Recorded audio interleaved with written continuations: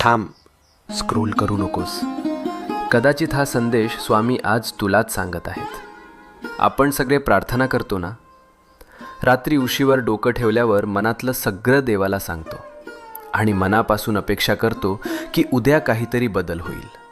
पण जेव्हा काहीच होत नाही तेव्हा मनात प्रश्न येतो, स्वामी ऐकतात का खरंच? ऐक, स्वामी नेहमी उत्तर देतात. फक्त उत्तराची वेळ आणि भाषा आपल्याला लगेच कळत नाही.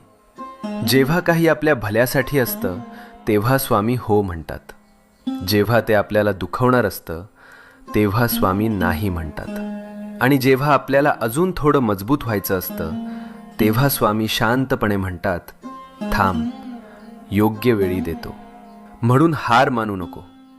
तुझ्या प्रार्थनेचं उत्तर येतंय. फक्त थोडा विश्वास, थोडा धीर, मनात शांत